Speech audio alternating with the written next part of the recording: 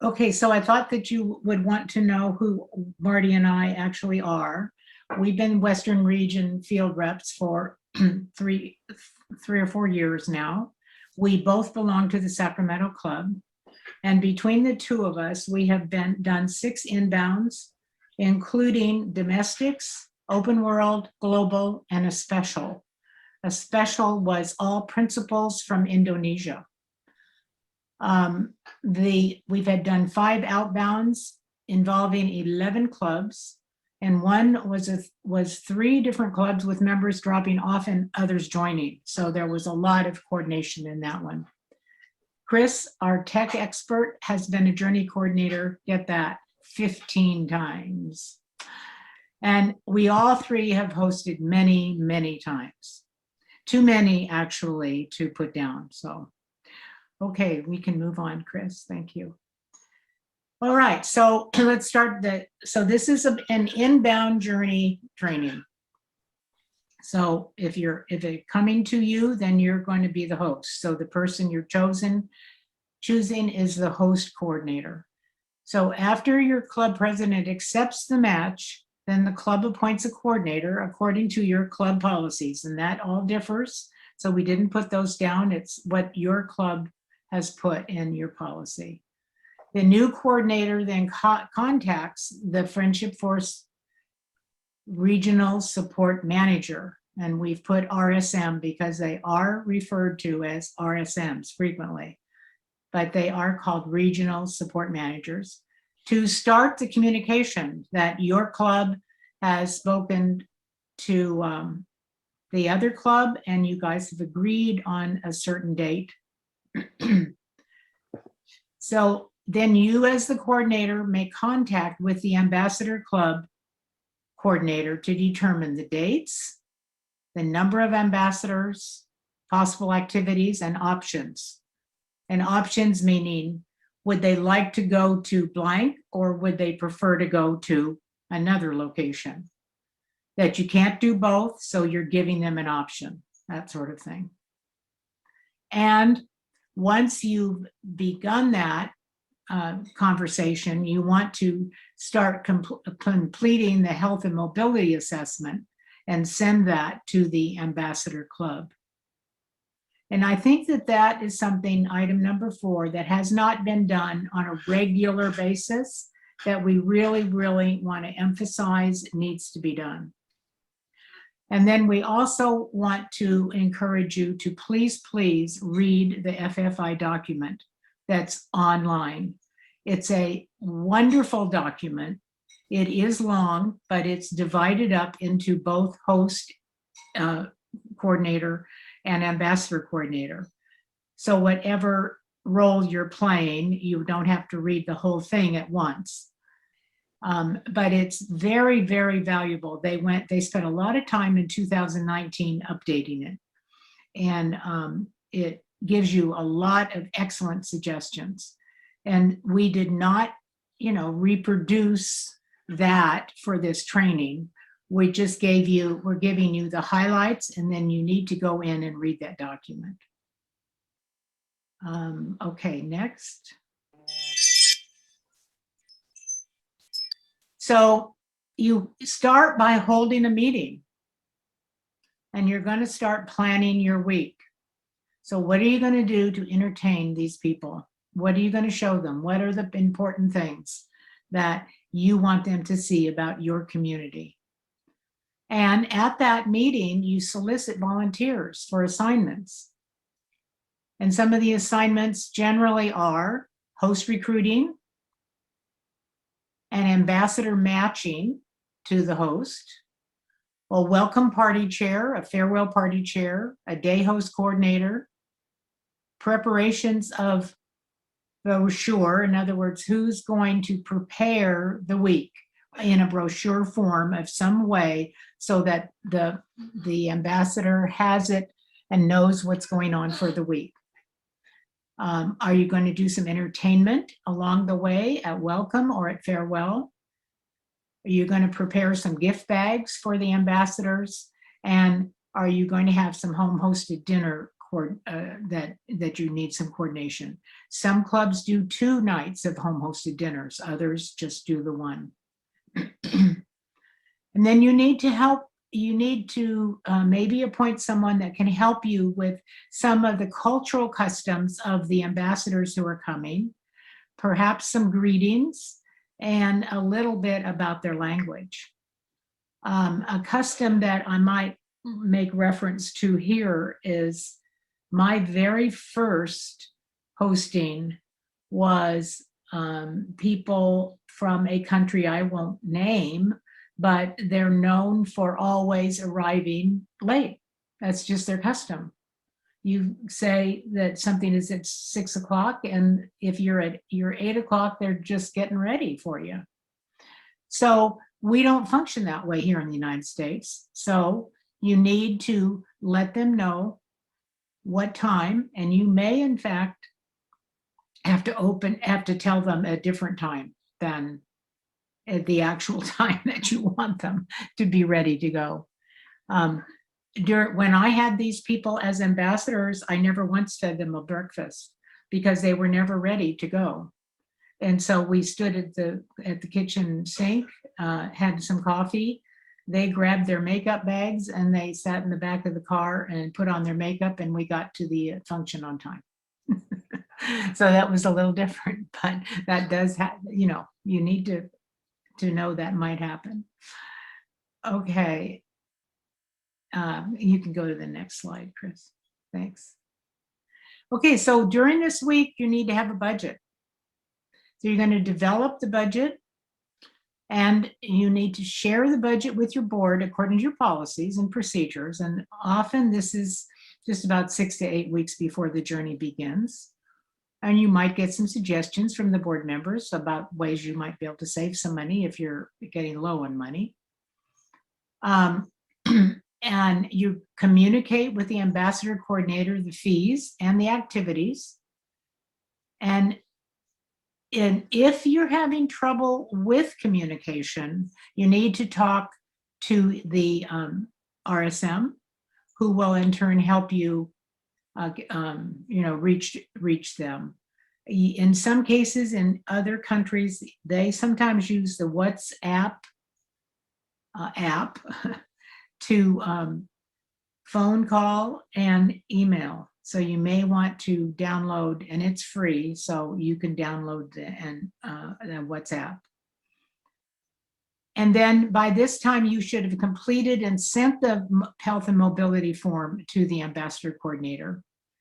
And then you should begin recruiting some home hosts, or all of your home hosts, of course. Okay. Next.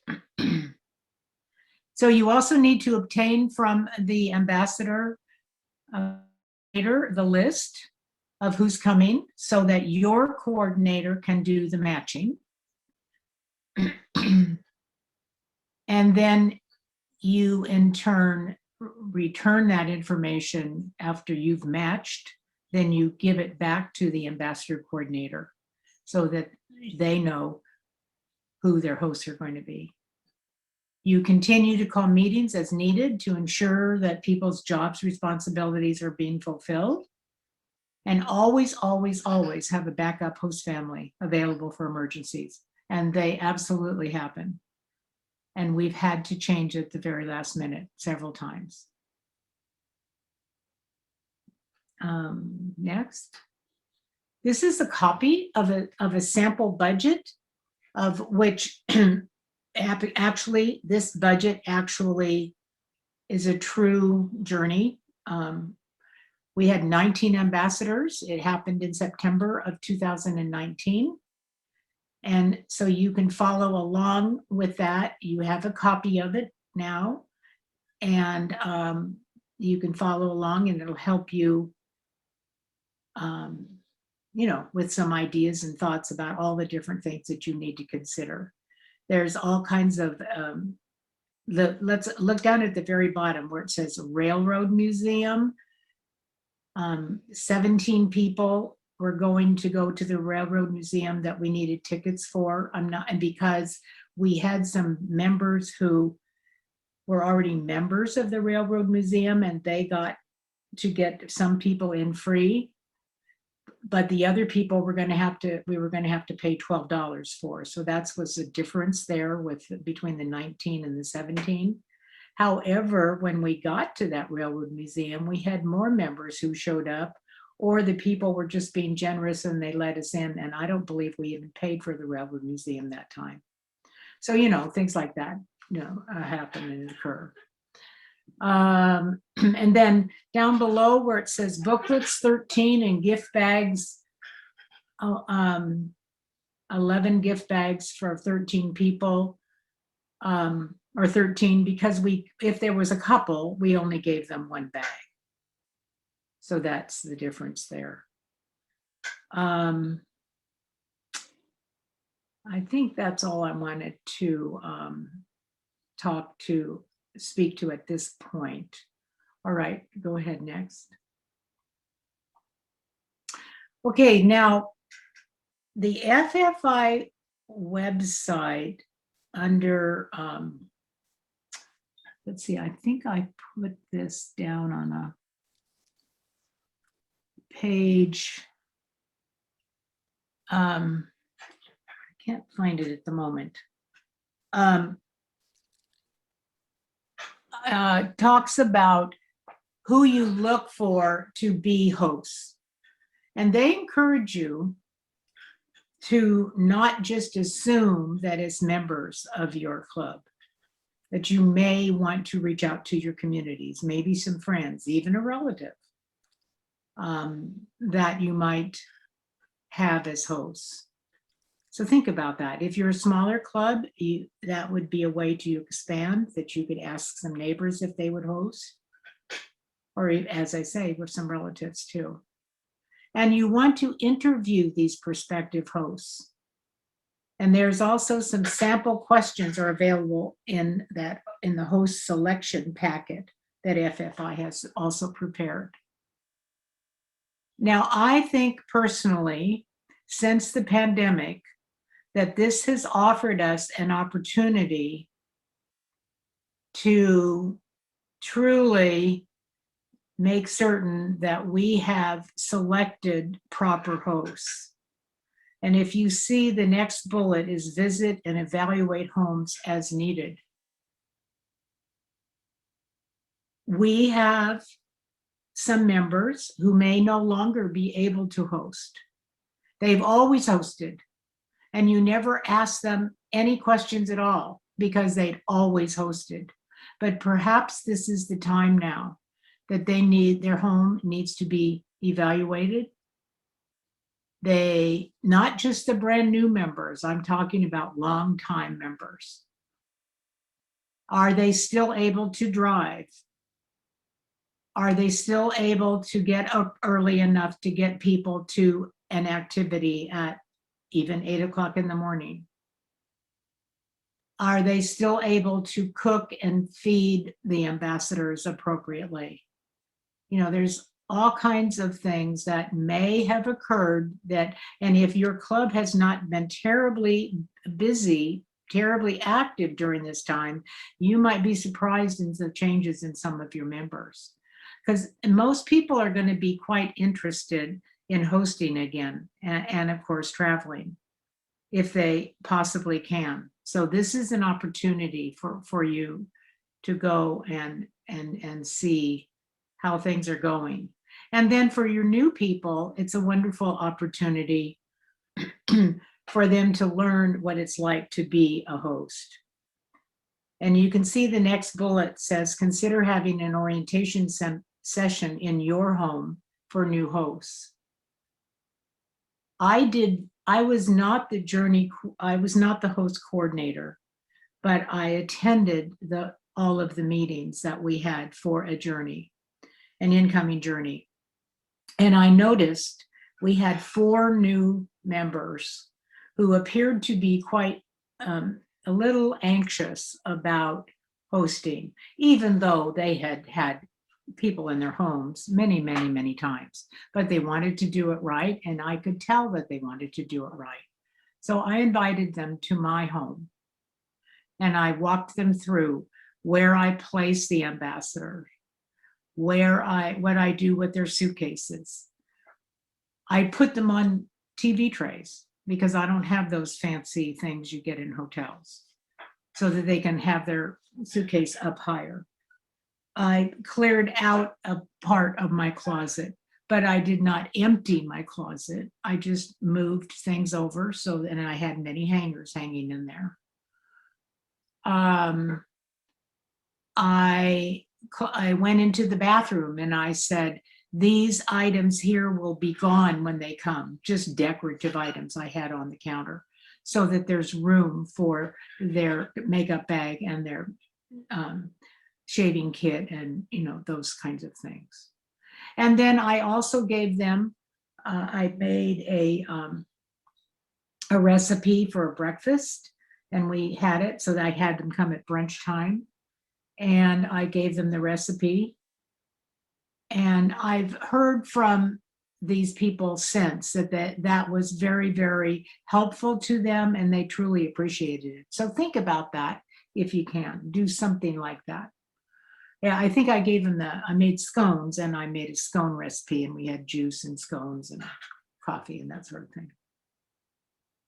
Okay, and then it's very important that you schedule a meeting for all your hosts shortly before the arrival of the ambassadors, so that you're going to go over every day in detail at that meeting. So they know exactly what the expectations are and when and where they're supposed to be. Okay, next. Next, Chris. Chris? It went through on my side. You're not seeing the meeting for hosts? I'm not. Yeah, I just finished that. Oh, okay, probably a delay on your Wi-Fi. Sorry. Oh, that's all right. Still hasn't changed. It's changing on my screen. There it is. Marty, Meeting for hosts now. Okay. All right. So again, go over what it means to be a host, responsibilities, graciousness, courtesy. And we gave you a handout. It was the very first attachment that we gave you on Sunday night or Monday that Marty sent to you, called Hosting Incoming Ambassadors. And that has, I don't know, about 16 ideas on it, and it's excellent. So go over that in detail. And the last one says, explain what time you must leave the house to arrive at the designated location for everybody to participate in an activity. So make certain they have an alarm clock and advise that you will knock on their door for a wake up if necessary. So it's your responsibility as the host to get the ambassadors there on time. And just make sure that that there isn't a lack of communication between the host and their incoming ambassador. If, you know, have they not heard from their ambassador? You know, generally speaking, as you know, generally we are in contact for several months with our ambassadors before we see them. So, but there have been times when we didn't hear anything from them until we got off the plane or the train or the bus or whatever, and we saw them and they were waving at us. So review the schedule for the week, and then make certain the host knows that the ambassador is to attend all scheduled activities, unless of course they're ill.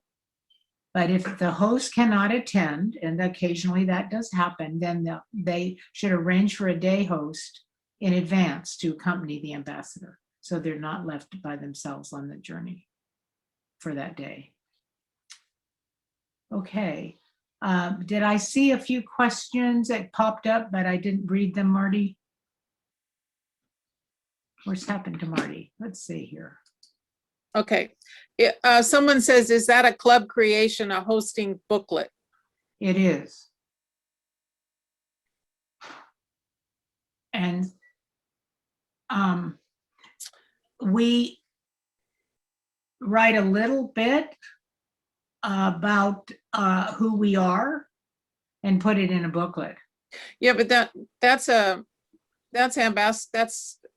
you need a host, you need a booklet for The days, activities. days, yeah, what you're doing. Yeah. What do you do, Dave and Cheyenne? What do you do? How do people know what's going on? He's probably muted. Yeah. Dave and Yeah. Cheyenne, unmute yourself. Hi.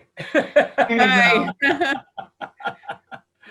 Well, I was just wondering if you were referring to something in the big Friendship Force area, or if you created. Of course, now I'm big on having lots of information Uh-huh. about the hosts, complete with photos. Yes, I think Yeah. that's important. yes, yes. And vice versa. Exactly. Same thing from then. And Marty will go into some of that. But this is, I'm sorry, I guess I'm confusing you. This is the booklet that once the ambassador also arrives at the home, it's one of the things that the host goes over with the ambassador. This is our program for the week. These are the days that we have early days. These are the days that we have late evenings.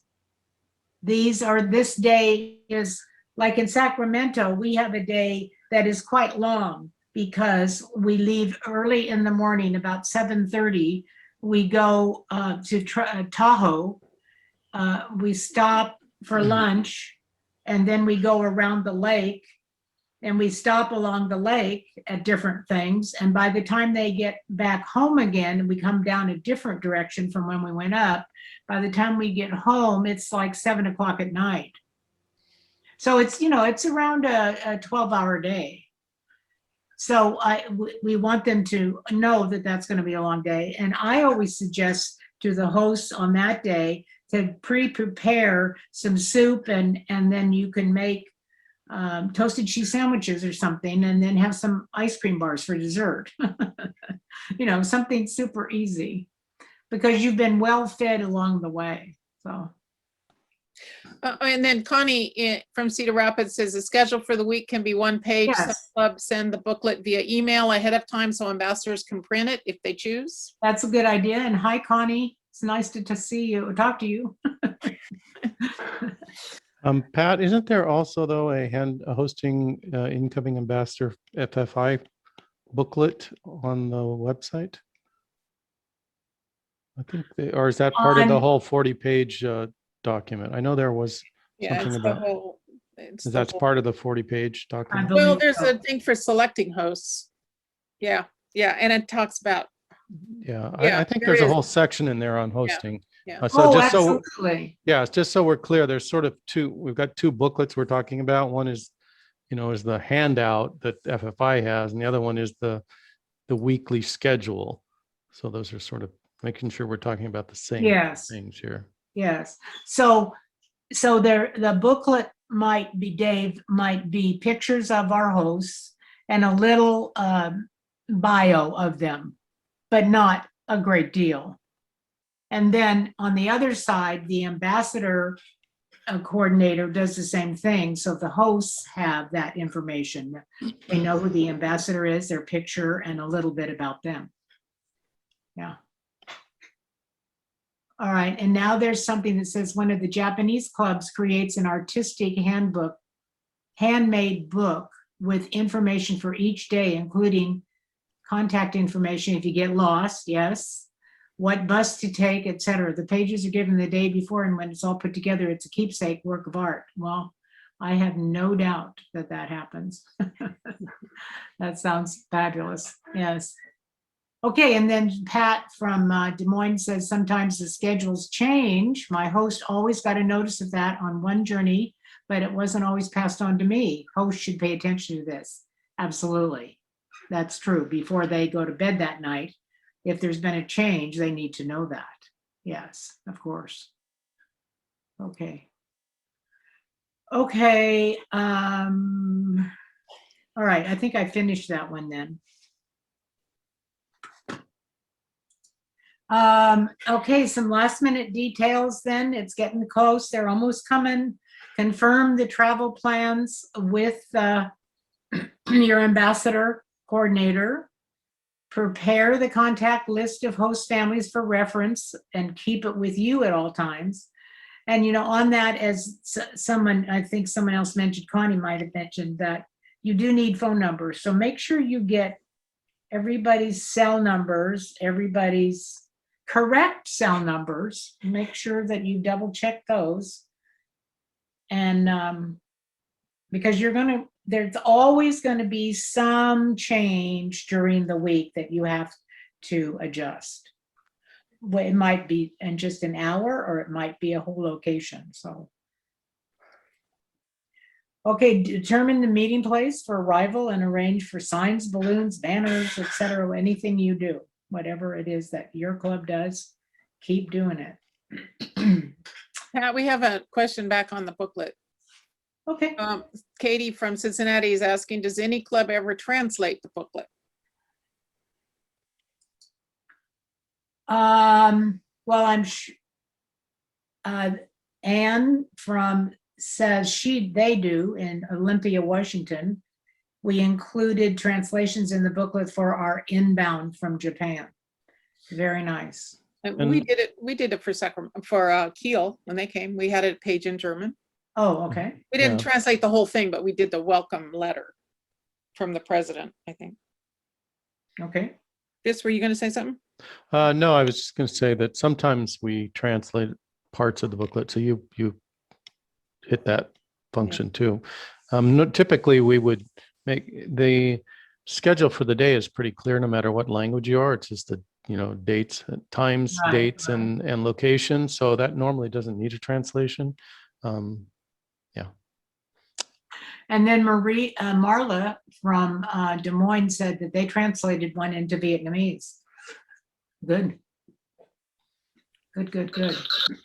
And since we're talking about booklet, I just want to say that, oops, somebody's getting some feedback. I think it's Marla. I'm going to mute you. Yep, that was her. So quite often we've been doing these very short little pamphlet. It's not even a pamphlet. It's sort of Right. like a half of a page that you fold. So it's a little tiny thing that fits in your wallet. And all it has on it is the phone numbers and the schedule. But that way somebody can just stick it in their pocket, and they always have at least the contact phone numbers and where they're supposed to be for that day. So I like that abbreviated part too.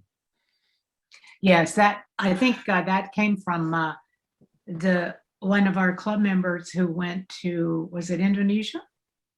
I think, and Don't they had recall. done that, and so Yeah, she we copied it from someone. Yeah, recommended it. Yeah, it's really Yeah. nice. yeah, it is. Okay.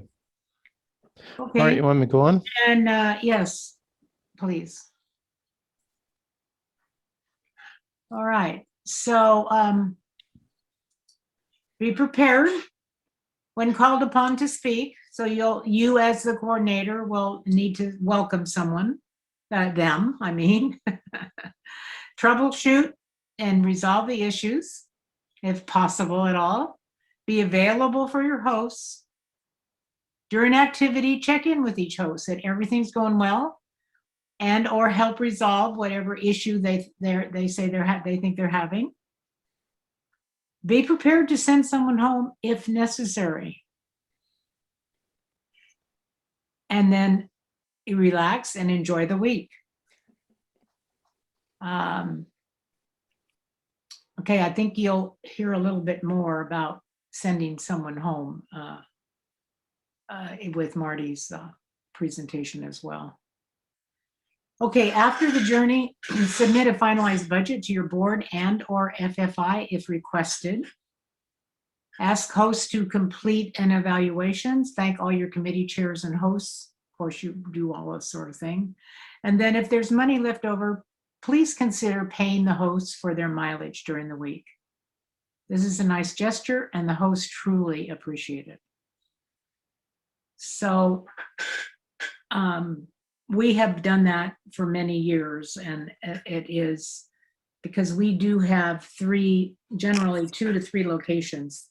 That's pretty much an all-day affair, and they have to drive 2 and 3 hours to get to the location or more. So they truly appreciate being reimbursed for gas. Okay, I think that last one is questions. So we're open for more questions. I just wanted to point out, Pat from Los Angeles said that they translate the welcome miss. I did see that, and I'm sorry I didn't acknowledge that. I'm sorry, Pat. Any other? Let us to acknowledge that we have 99 people on this training. That is amazing. Yeah, so is there any other comments or questions that anyone has on Pat's presentation? Pat, it's Rana.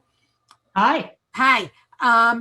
The slides that you have, are you going to be sending them out to us as You already have them.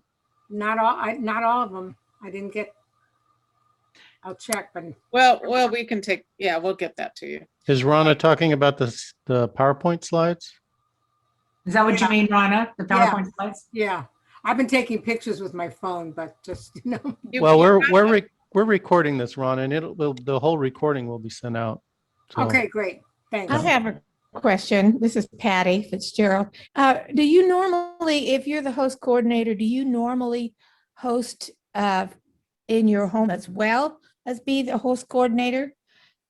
Do you find it easier to have somebody under your care as well as being the overall overseer of the trip, the journey? I've done both, but I think all of us have done both.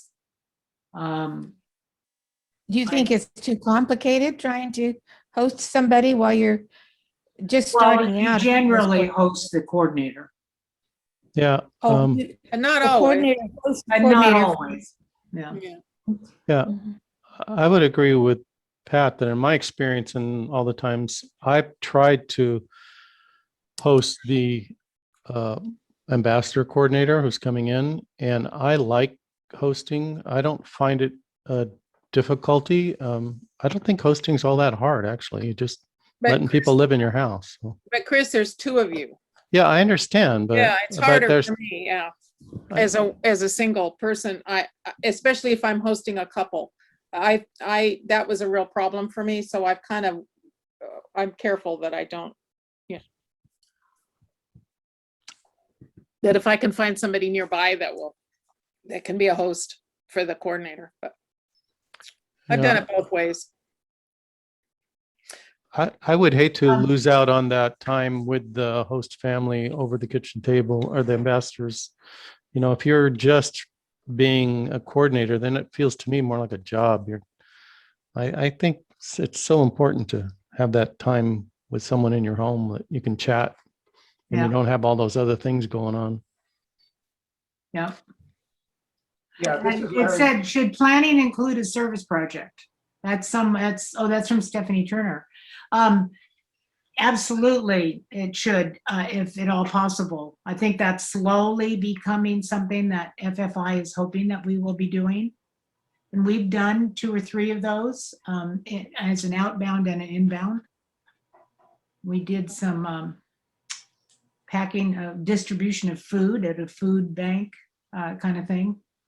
And then in another journey, we did a painting project, which was really wonderful, fun thing. And then they were sent back to our homes or to our coordinator, and then she presented it to the Sacramento Children's Home.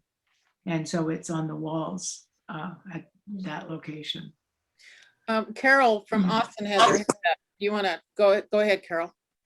I was just wondering, do you, I use the word compensate. Do you compensate the host for some of their expenses? Like if you Well, know there's going to the be a lot of Friday. parking expenses, or they're buying lunch every day, or I just wonder, do you ever compensate them for some of that? Sometimes. And if so, do you put that in the club fee, or do you take that on as a club? Yeah, No, you I- take, you should take it on as a club. I can answer that too. That what we've done is a lot of times we will move money from our treasury into the budget. And when I'm the host coordinator, I try to use that money for paying for lunches for hosts, that kind of thing, paying for mileage for when they have to drive quite a bit.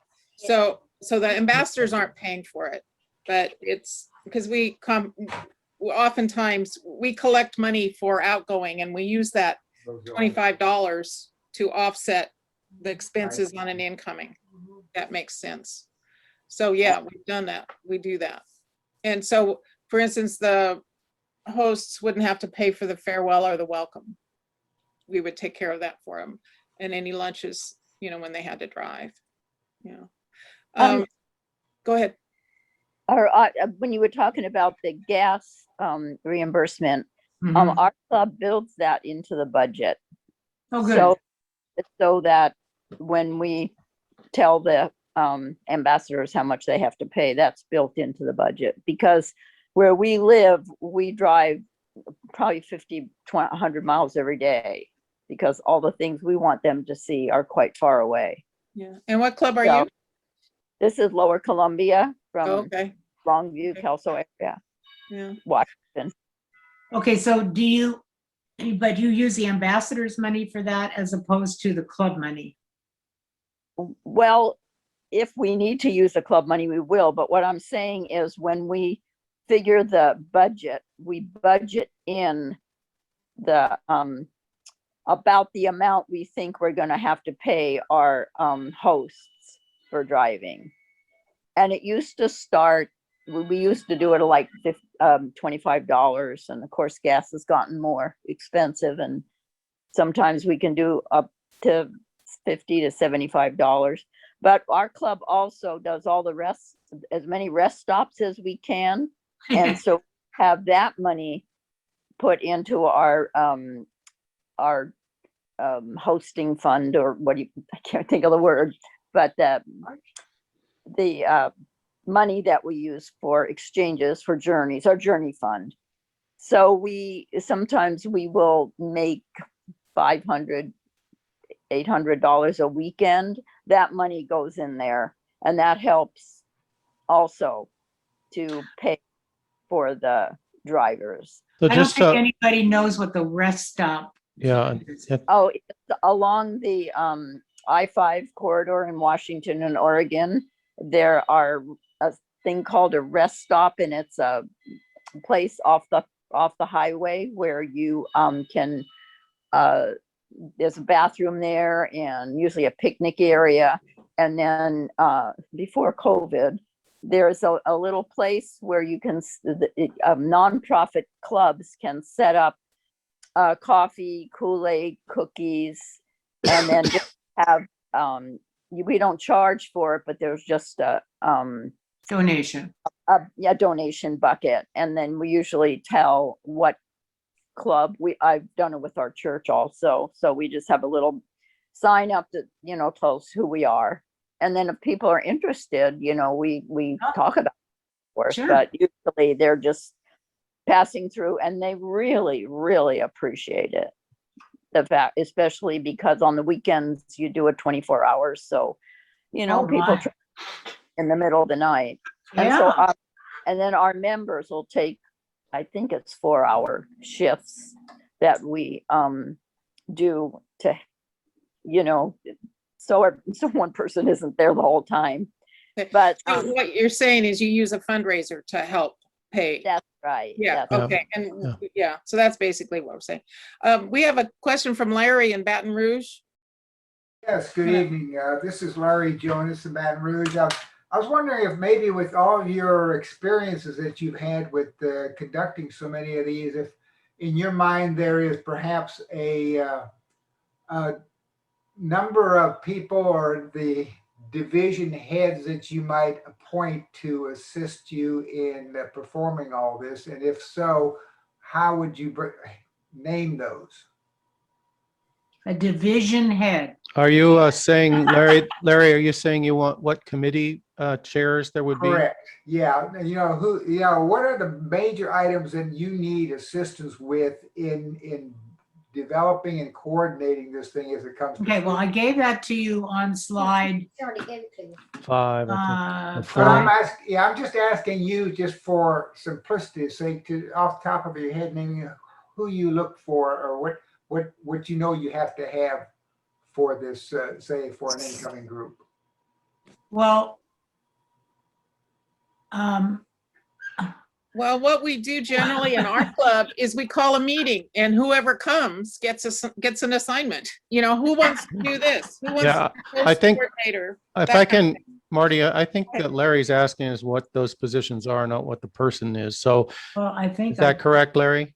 Correct, yes. Yeah, so quite often the main positions, you're going to have somebody who sets up the host coordinator. Who is it that organizes the matching between, first of all, finding the host, and then secondly, matching the hosts with the ambassadors.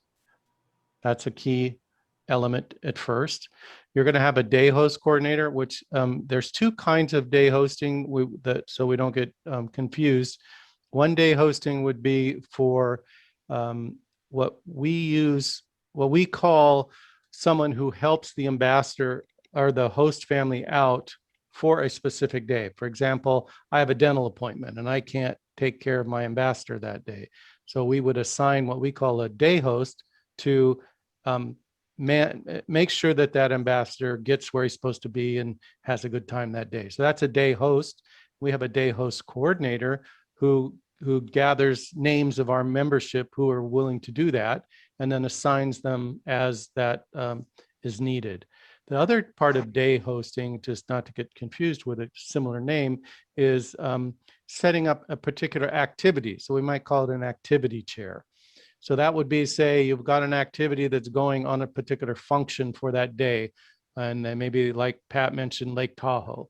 So we would find the activity chair person would be making sure that each of those days when there is an activity, there's someone assigned to manage that day's activity, make sure that that budget for that particular day is ready, that all the hosts are going to be able to get there, how are carpooling going to be coordinated, things like that. Then we have some minor things that are things, not minor functions, but things that don't take a lot of committee chairs. And that would be like getting the gifts coordinated, like a gift bag set up. So that would be someone that you would need to make sure an activity that's handled. The brochures, as we mentioned, there's several different kinds of brochures that can be printed or not. You would want someone to be in charge of that activity. And then I think welcome and farewell. thank you. Welcome and farewell, which are specific party functions. So other than the whole day function, we'll have specific parties. So we would want people to be, normally we have one chair for each of those, a chair for the welcome and a chair for the farewell. And they would create a committee to make sure that that party is going to come off all right. And then the other one I just had in my head and I just lost was Home hosting? Home host. Home dinners? home dinners. Thank you, Yeah, Rona. home Yeah, hosted dinners. home hosted yes. dinners. Yes, that would be another one that we would do. So whatever the activities are throughout the week that your club is going to do, it's always a good idea to divide the work up among various people with some chairperson involved. And sometimes the committee might be a committee of 1, but other times it could be a committee of 8, so depending on how complicated the activity is. Like the farewell dinner might Yeah. have more people. Exactly. Yeah. Does that answer your question, Larry? Yeah, that certainly does give me a lot more insight, because I mean, it would depend on your experiences, and everybody, I'm sure, after they've done so much, does have pretty much their own, in their mind's eye, what they need to address for Yeah. help. Yeah, there's a lot of little little details.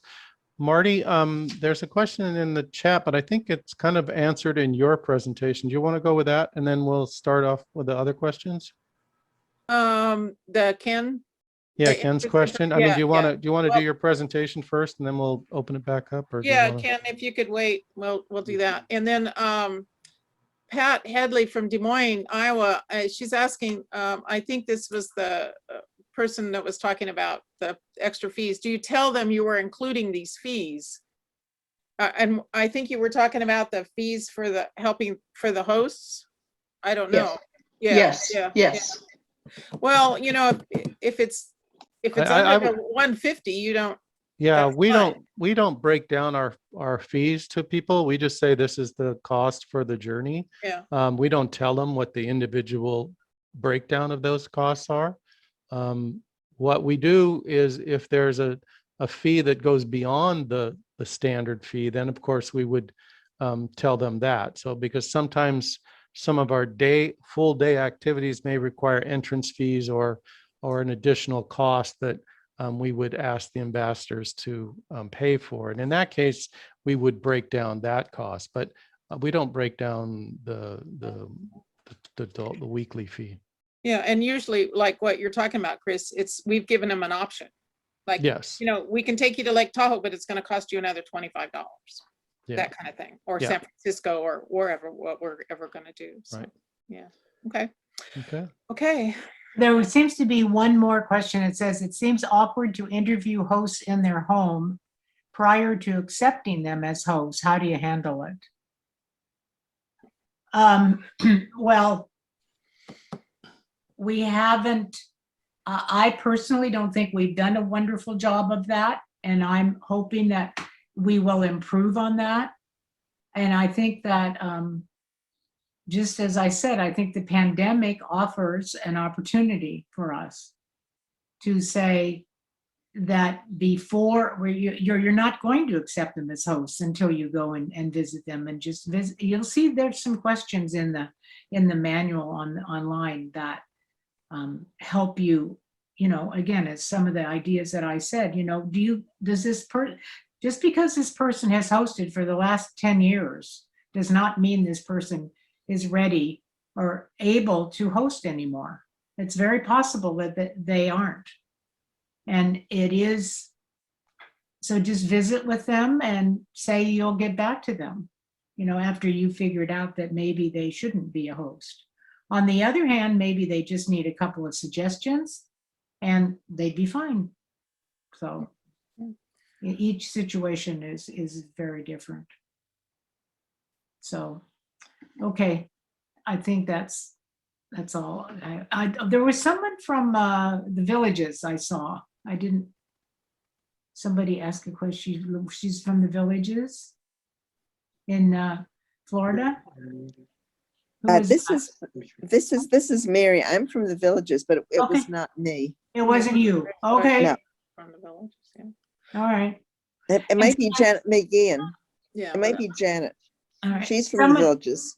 Someone else has said the interest information from the ambassadors and hosts is incredibly important to matching well.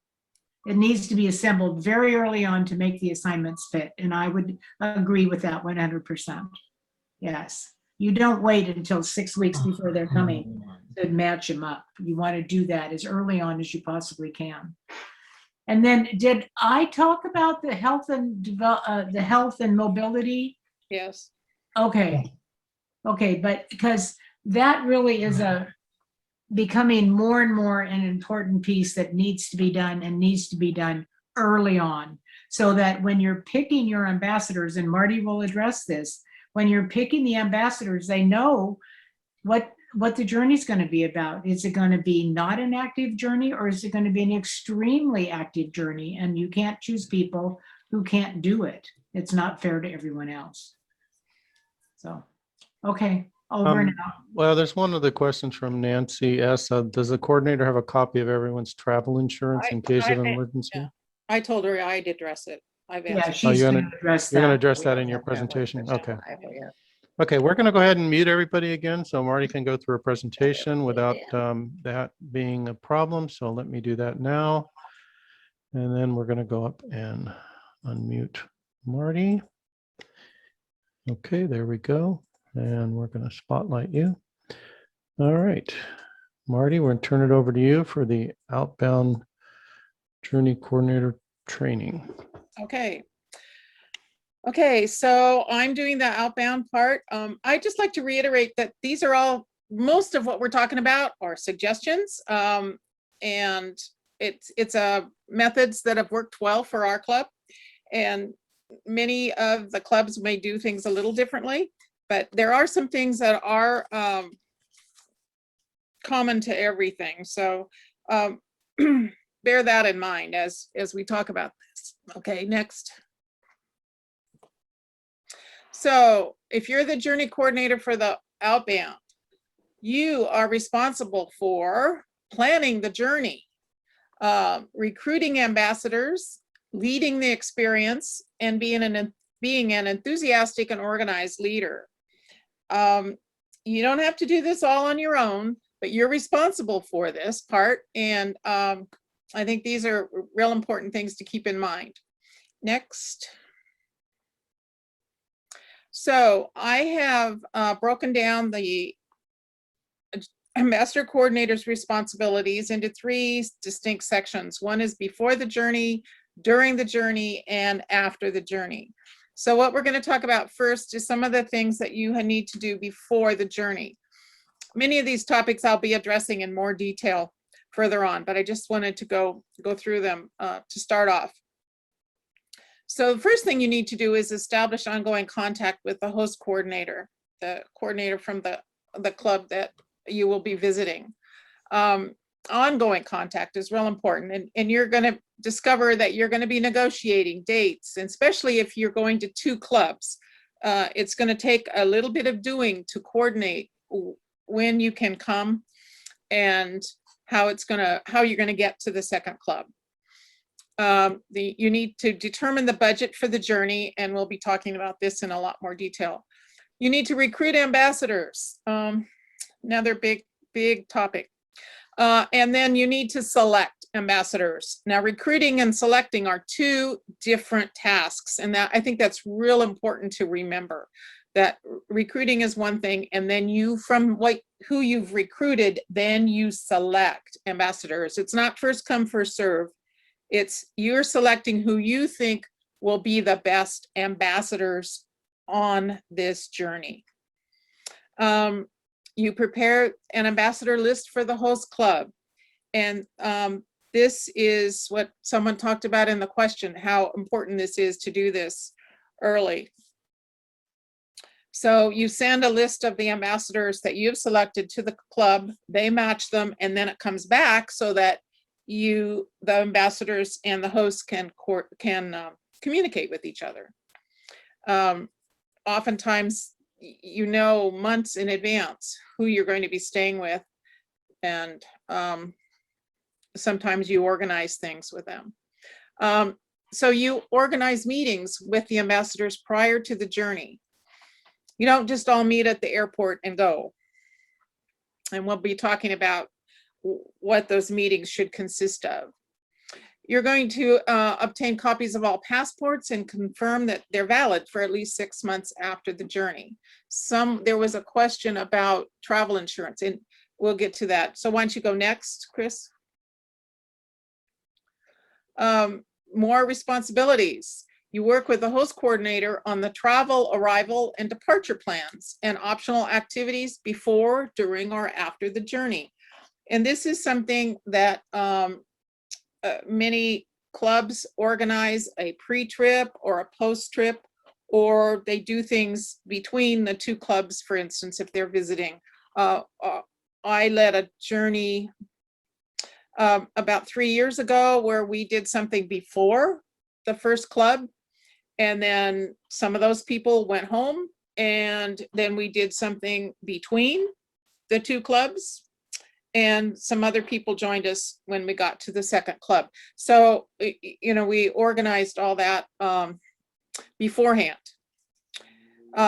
You confirm the travel plans of all your ambassadors. So you need to know when they're flying in, the flight number, all the information, so that if something happens and that flight's canceled or that is delayed, you know what's going on.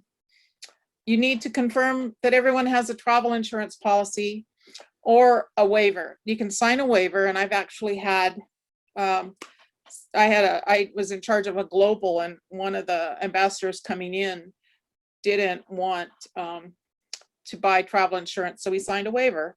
So that can happen too. But you need to confirm that everyone's got a travel insurance policy. That is FFI policy, that you have travel insurance or a waiver. You need to determine how and where the group will meet up. So many times people will go ahead, come ahead to the destination. So not everyone's going to be on the same plane. You need to figure out, if people are going to be coming in at different times, where you're going to meet. And it's the ambassador's responsibility to get there. Ensure that all ambassador fees are paid. So the people you select need to make sure they pay. And then, this is real important, arrange transfer of funds to the host club. Now, you can go through FFI to do this, or you can carry money, or you can transfer, but you need to organize that with the host club, how you're going to get the money. We had a journey our club went on. I wasn't on this one, but then at that time, we didn't call them ambassador coordinators at that time, but he didn't realize that he had to send money to the club ahead of time. And so then the president was scrambling, trying to get the money to the club. I've had to carry money because the clubs in Brazil, for instance, don't want any money transferred because the government takes a cut off the top. So I had two other people help me, and we all carried, it was $8,000 altogether, but I didn't carry it all. I asked two other people to help me with it. I know Chris has carried money when we went to Turkey. So, but you need I know it's not an easy topic, but you need to talk to the host coordinator about this. How do you want the money? It's really easy if they say you can transfer it through FFI, but that doesn't always happen.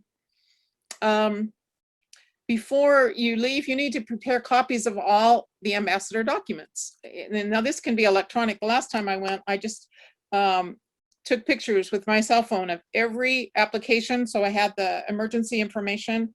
I had pictures of the insurance, and I had pictures of the passports. And I saved it to the cloud. So if I lost my phone, I could still access that information. My phone became the dearest possession.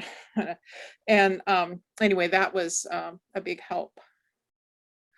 Are there any questions? Is anybody has at this point? Yes, Marty. There's a question that says, does Sacramento accept ambassadors from other US clubs to go on a journey with you? And I know you're going to address that in this. And we do, yeah. The We do, answer is yes, yeah.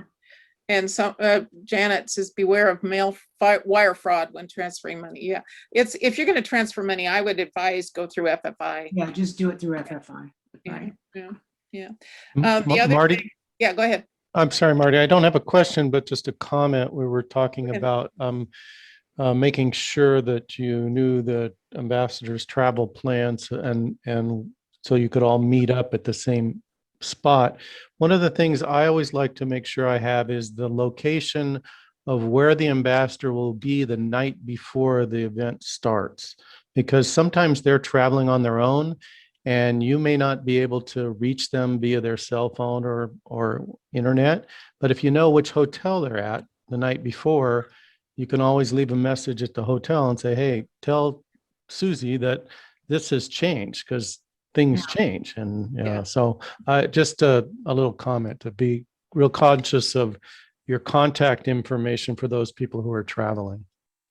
Yeah, and Chris can share a nightmare that he had as journey coordinator getting to Turkey when half the group ended up at the Oh airport. God, yes, that was, yeah, we won't go into horror stories tonight. Yeah, but yeah, you need to be flexible, and you're absolutely right. You need to know where everybody is and how they're getting there. Good point.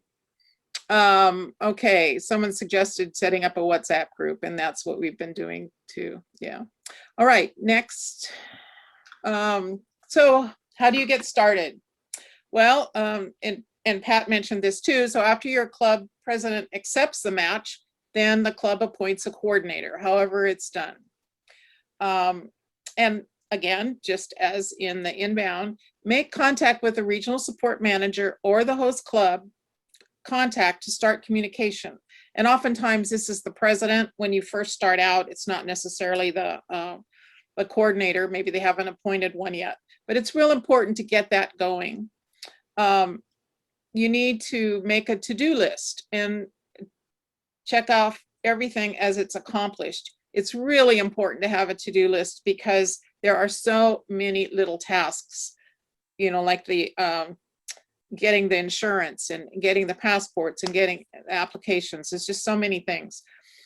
This was already mentioned, but it's important to go over. Work with the host club coordinator to determine the dates and the number of ambassadors, now how many they can take and what's the minimum. For some clubs won't take a group of less than 10 or less than 12 or whatever.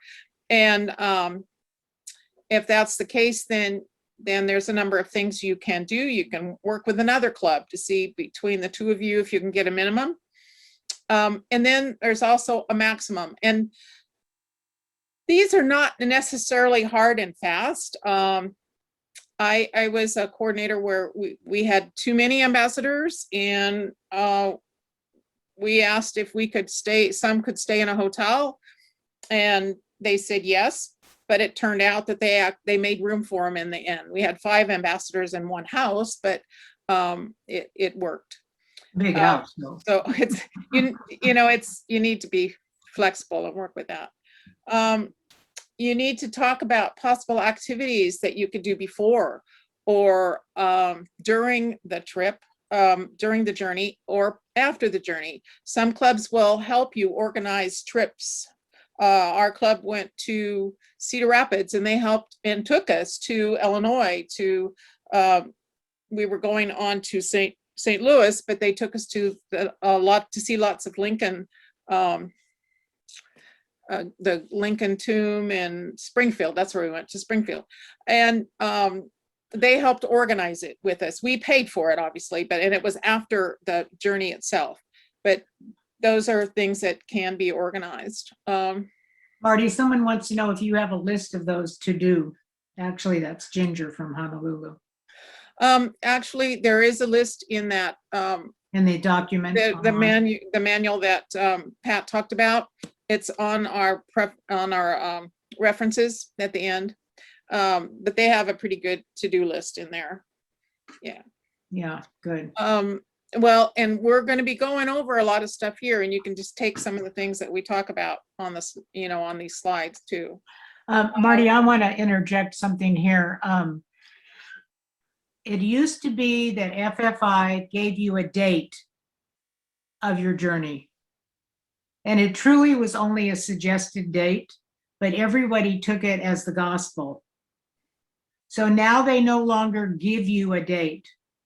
You work out your date between you and the incoming club or the outgoing club, whichever you are. So you are in control of the dates that you're going to do your journey or that they're coming to you. So there should be no more confusion on that. Yeah. Yeah. Okay. And then the all-important health and mobility information. So the host club provides it to the ambassador club, and the ambassador coordinator uses it to determine who they select to go on the journey. If every home has stairs and the bedrooms are all upstairs and you have somebody who can't climb stairs, you know, that's not going to happen. Then they're not going to go. So you need that information. And there was a question I saw. Connie said from Cedar Rapids, we ask ambassadors to print out medical info and put it in a sealed envelope, which Yes. AC keeps with them, but would only open in case of emergency. Correct. And a lot of, I know Kaiser here, you can get the information on a disk, on a thumb drive. So Mhm. there's lots of ways to do that. some Dave from Cheyenne says number of ambassadors knowing about how many beds a couple can need just one bed. This was a real problem for one of the journeys. We had, they could take 19 people, but 12 of those had to be couples. And so Pat and I were a couple for that one because we didn't have enough men and women couples. So we asked people if they would be willing to do, otherwise we wouldn't have had enough beds. So yeah, sometimes that's an important thing to know, how many beds, and whether they can take a couple or singles. Good point. Okay, next. So one of the first things you need to think about is the budget. There are some things that you can figure out right away. Other things you're going to have to work with. So a number of these things, you're going to be working on the budget, you're going to be working on the travel plans, you're going to be working on the optional things to do with the club. You're going to be working on all this at once, but you need to get started on a budget. You can't recruit people unless you can tell them how much it's going to cost. So that's one of the things I start. So first is FFI fees, which is pretty standard. I mean, you have that, how much it is, and you need to check to see, what it is. And then if you're going to do a stopover, what those fees would be. The host club fees, and then again, if they are saying optional activities. We went to Australia and we went to the Blue Mountains, and they said, if you want to go to the Jenolean Caves, it's going to cost you another $50. So we had to decide whether we were going to do that and pay that extra money. We did, and we were glad we did, but that was extra. You have to figure out how you're going to get to and from the host clubs. So if there's no airport there, or no international airport to where you're going, you're going to have to make arrangement to get your folks to the club. We went to the Blue Mountains again. We had to organize a bus from Sydney to the Blue Mountains, a bus back to the airport. And then in this case, we had to get a plane to Adelaide. And then from Adelaide to Mount Gambier, we hired a bus company to take us. So the host club is not responsible to get you from the airport to their site. It's nice if they do it and take advantage of it if they will, but that's not their responsibility. So all that transportation you need to factor in. It's going to cost money. Club gifts, if you give a gift, most clubs do. Our club usually gives a donation to a charity, and I've organized that ahead of time with the host coordinator. A contingency fund. Contingency funds come in handy. Some of the things that you can use those for are tips. If you take a bus ride. When we were in Indonesia, we did a 2-day trip to a volcano that was part of the journey, but then we were on the bus, we found out that we needed to tip the driver. That's a great use of a contingency fund. If the group decides to do something together, like an entrance fee, or if fees change along the way, you want to have a contingency fund. You can refund what you haven't spent, but generally around $50 is a contingency fund, or 25 to 50. It depends on how long. If it's a 2-week journey, you might want to have $50. 1 week, you might want to try to get by with 25, but you need to, again, talk to your host coordinator to see, what, if there's things that you might need that for. Many clubs provide a coordinator reimbursement. So what we do in Sacramento, and again, this is Sacramento, it's not what every club does, but we pay the transportation costs for the ambassador coordinator. So I think on one of the budgets I'm going to show you, my airfare was $14.40 and it came out to $90 per person. So that was added to the costs. And then we add a local administrative fee. The FFI manual says the maximum you can do is $25. And we do this administrative fee. It goes into our journey budgets, and we use it when we have incoming.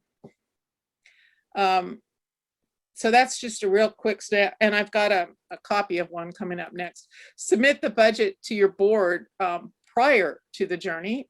And you need, again, to check your club's policies for timing. So Ray Missman has something. Giving a club gift, maybe not so simple. We tried checks and we tried cash. Checks were never cashed, so we didn't know if the cash went where it was supposed to. We hope so. Well, you know, the few times that I've been involved in that, the host club took either the whole group or a delegation of us to wherever we were donating the money, and we donated it in person, in cash. And I know in Brazil, they took us to a daycare center. Just the president and I went. And I'll get to that in a minute. We didn't know we were going, and we get back from a trip, and the coordinator says, "Come on, we're going to this da da da." It's a good thing I had the money on me because they hadn't warned me ahead of time. But and we're going to talk about that in a bit, about being ready to do things.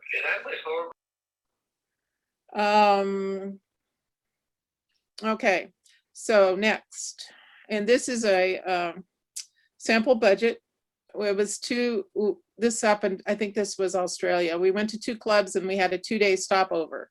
So I'd figured out the income from the ambassadors, what we had to pay to FFI, what we were going to have to pay the host clubs, the transportation during the exchange. This included Journey. during the journey. Sorry, this is an old one. This was there was airfare in here, I think, too. We paid $20 each a night for a 2-night stopover. The ambassador coordinator reimbursement, like I mentioned, the club gifts, we gave each club $100 US. We did a brochure to hand out to our hosts, and we had a contingency fund. So it's anyway. Okay, and I've given you, go ahead, Chris, to the next one. This is another way of keeping track of people. I took all the names out of here, but you would have the list of all the ambassadors' names, and then club, well, you know, you would put the name of the club. I just did this to change the names, but so it shows how much is going to for each category. And then on the side is whether they've paid and how much is due, how much they've paid and how much is due. And the copy I gave you, I have this one with all the data in it, but then I cleaned out the data but left the formulas. So if you wanted to use it, if you knew how to use Excel, it's a great tool. And it's a way to keep track of everything. And then you have all your totals at the bottom, which you would add for your budget. That's just an example. It's the way we do it. Works for us. But we're not saying that you have to use this. It's just a tool. Next. Okay, so your next job is to recruit ambassadors. You need to sell it. The first thing I recommend is develop an appealing flyer. And I have an example of one next, but we'll go up to that in a minute. Then you use every tool you have in your book, in your club has. You post in the newsletter, you use the email. If you have a Facebook page, a closed Facebook page, have a sign-up sheet if you're meeting in person. Talk it up at all your club events. Even if you're on Zoom, you can talk it up. And then if you don't fill it, if you don't get enough recruits, you can go to the community and or other clubs. Someone asked if we recruit from other clubs, and we have. I've taken other people from other clubs on journeys that I've led. And then you consider using FFI for the application process. Now, this is useful if you're recruiting from outside the club. So people fill out an application online and it goes through FFI, and you get a spreadsheet that's got all the information on it. I took a trip to Spain a couple years ago. I think Carol is on here from that trip. No, she didn't go. Anyway, I used that application process, and it was great because everything came to me in a spreadsheet with all the information that I needed. You decide what questions you want, and they fill out the form in the application. So next is an example of a brochure. So I just went to the internet and found pictures. If you don't know how to do this, then that's something that you find, get some help, get somebody that in your club that can. This was just one-page flyer. I tried to get in here as much as I could. You see, it's got the dates. It's got estimated cost for 15 days of exchanges and a 3-day trip. And then just three sentences about our destinations. And then a contact information at the bottom. I don't have my email on there. That was interesting. Anyway, that's just a sample. Now there's many, many ways you can do this, but that was just a one-sheet, simple thing. Next, how are we doing on questions? First meeting. Okay, we're great on meetings in Sacramento.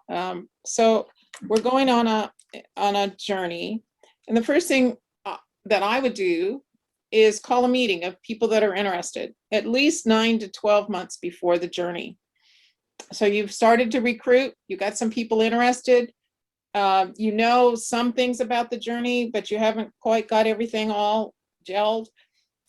So discuss, so what do you do at this meeting? So you discuss everything you know about the journey. You bring maps, you bring handouts, you collect application forms, but if you have any options to talk about, you do that. And then the other thing you can do is give potential ambassadors an assignment. Well, such as researching transportation options. How are we going to get from point A to point B? Researching pre and post journey options and between.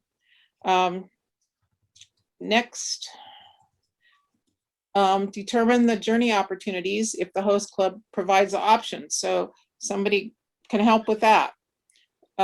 And then someone can compare travel insurance. One of our members is great for doing that and giving people options. There you can get travel insurance through FFI, but not everyone wants to go that route. Somebody can help develop the entertainment for farewell. What are you going to do? Do you want people to bring props and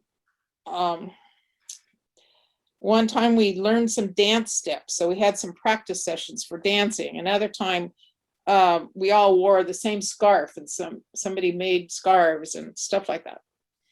And if you're buying a club gift to take, then give that responsibility to someone. Give them a budget and what they need to do. Where you're going requires a visa, that can be a job for someone. Research the visa requirements and how do we get it. One thing I found out not that long ago is that FFI will help with visas, particularly if you get people coming that don't have trouble, but you can go through FFI and they'll help with the visas. I didn't realize that. Found that out hard way. Another thing is to find local speakers on the culture, the history, the government, the climate, especially the language and the food or customs of where you're going. If you live in a large community, you may have people from wherever your club is going that can come and talk to you, or that can help you with some language, or someone that teaches at a school that knows, or someone, maybe someone who's lived in that country, that maybe not necessarily a native, but find people that can come and talk to you, learn the language, at least so you can say hello and goodbye and where's the bathroom, or I'm hungry, or just, some real simple phrases to get to let your hosts know that you want to be part of their culture. You want to be part of their, you want to learn as much as you can about their country. And prepare a brochure for hosts if your club wants to do that.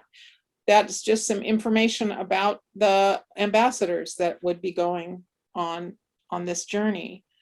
I remember us in New Zealand. My hosts and I they live quite a ways out from town, and we always had a long drive every morning. And I can remember sitting in the back seat with her, and she's going over that, asking me questions about every single one. She was really interested. And so that's something that ever since then, I've realized how important that is. And so this was your first meeting, so you need to set another meeting date. And I would say that I would try to meet at least 3 or 4 times before the journey. There's lots of things to discuss and to go over. So we have any questions that, Pat, that you? No. Oh, wait a minute. There's one more. Let's see. Has any club prepared about 20 polite phrases? Please, thank you. I don't know that. I don't think. Yeah. And also, knowledge of immunization needed is important. We're not getting into that, but Yeah. that may be something you have to, yeah. Well, it might be a different, smallpox or something like that. Okay, Yeah. Next slide, Chris. Okay, your next task is to select the ambassadors. I would advise that you review the ambassador selection package on the FFI website, and we're giving you links to all these things and tell you how to find them, but they really do a good job on that packet, talking to you about what you need to look for. You need to interview applicants that you don't know. I mean, you've got new members in your club that you haven't met, and they want to go on the journey. You need to interview them. You need to go over the health and mobility information that you've gotten from the host with the applicants to make sure that there's no problems there. And then you select the applicants who are the best qualified. And by best qualified, we mean people that will make good ambassadors. It's not first come, first serve. And you're the coordinator. You get to choose who's the best qualified. Who do you want on this journey with you? And that's a good time. I know there's been some concerns about people, who you're taking with you. And so here's a nice opportunity when you're interviewing client applicants not known to you. I used to work for the unemployment office, so I'm used to saying claimants. I'm sorry, that was 15 years ago. But select applicants who are the best qualified. So if you're oversubscribed, so you need to determine a priority according to your club guidelines. In Sacramento, we have a point system, and I'd be willing to share that with anyone who's interested in that.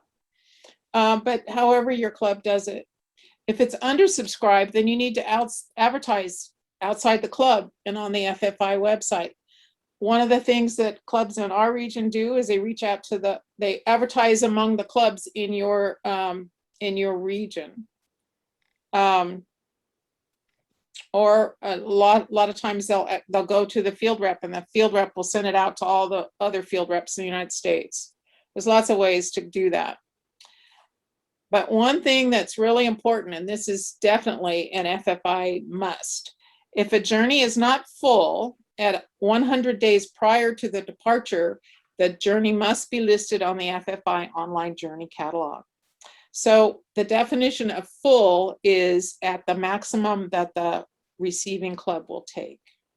So they'll only take 12, and you have 12, there's no problem. And then once you've selected the ambassadors, you prepare the ambassador and host matching form for the host club. So you fill out the left-hand side of the form. I didn't put a copy of it here, but it's in the references page. Someone did ask, at what point do you collect a deposit to confirm their interest? I would say once you've told them they've been selected. Yeah, and you can decide what, I mean, I've had a deposit from being $25, $100. I had a deposit being the whole amount. So, you know, it's, you decide. Okay, next.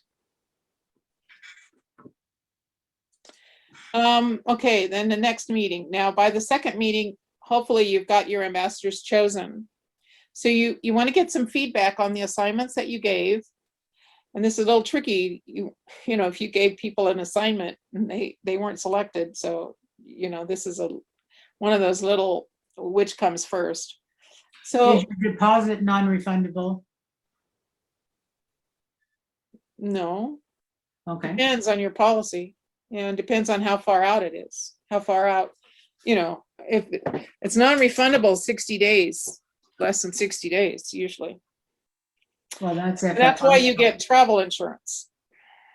If you're, you know, if you're not going to go, and you get your travel insurance to cover that. So at your second meeting, you want to get consensus from the attendees on the journey plans.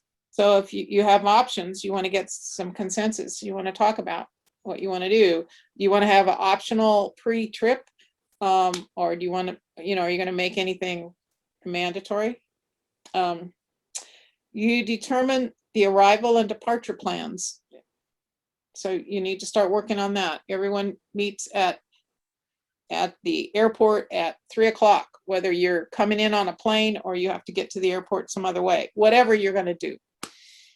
You determine what host club options, we talked about this, collect the deposits and copies of documents. Have a guest to discuss culture and language of the destination. Well, that was one of your jobs, you know, that you gave out, is to have someone look into, find someone.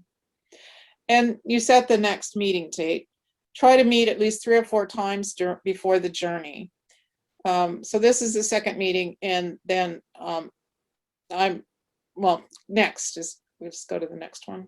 Marty, there's a question about when does the club get the journey number? And does a club really have to request it? The journey number comes when you get it's a match. Okay. The journey number is, Answer your question, Amy and Brad? yeah, it should come when you get it's a match from FFI. Okay. Pat, I think, Marty, they had mentioned in the next part of that question that their journey was initiated between 2 members, each from the other club. So I think they were not going officially through FFI. So what they would have needed to do was, once they said they wanted to do that, was inform FFI that they wanted to, and then FFI would assign the number. Right, exactly. That's exactly. Yes, I'm sorry. Yes, that's correct. Yes. Okay. So now we're, okay, we've had a couple meetings, and now we're at the last, go ahead, go to the last one, Chris, next. Marty, we also have a statement, it's more of a statement, that there's been some issues with clubs taking people from other clubs because they didn't vet them.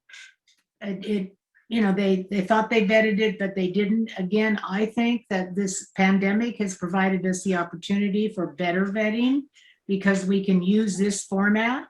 We can Zoom the people. The FFI website manual has many questions you can ask them, and I think you get a better sense of who is asking to go on the journey with you. I think you get a much better sense of it through Zoom.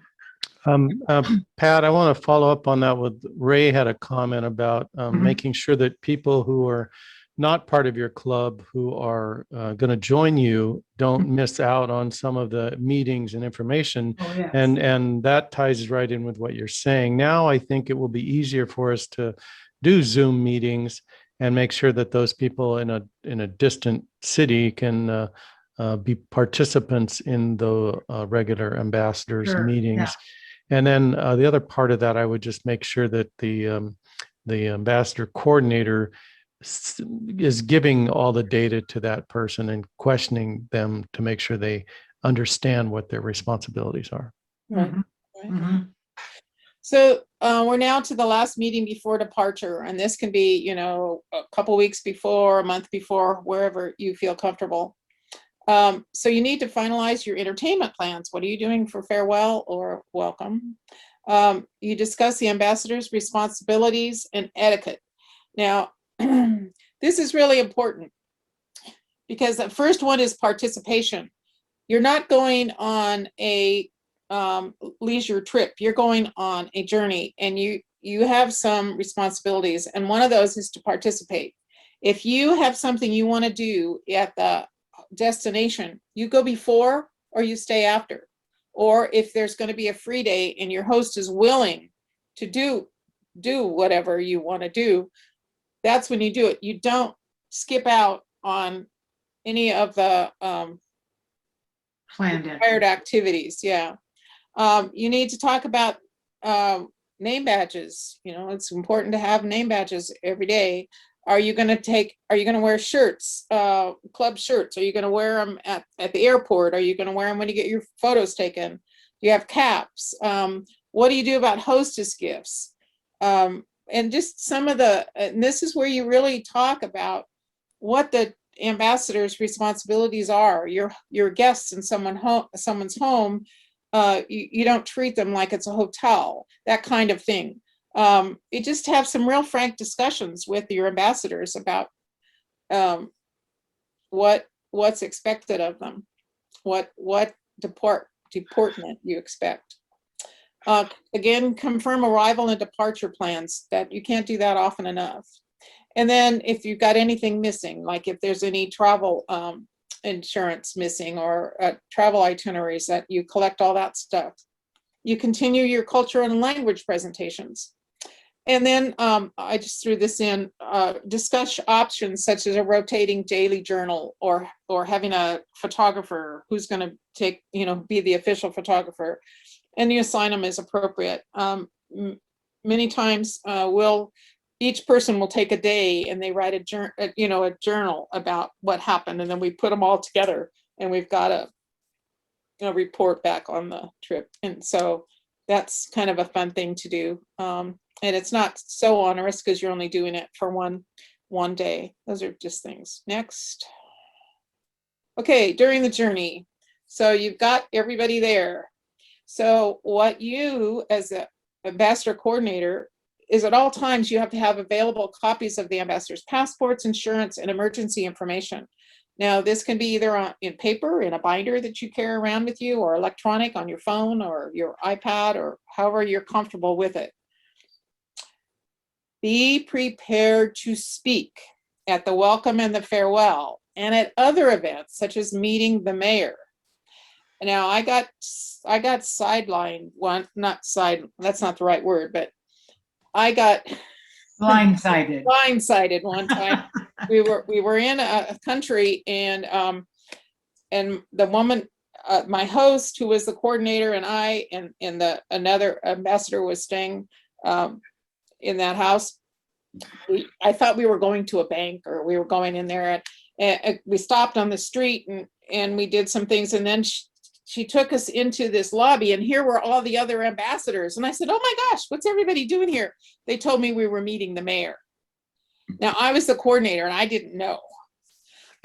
It just sort of passed over. And so I didn't, so I borrowed somebody's pin to give to them or something.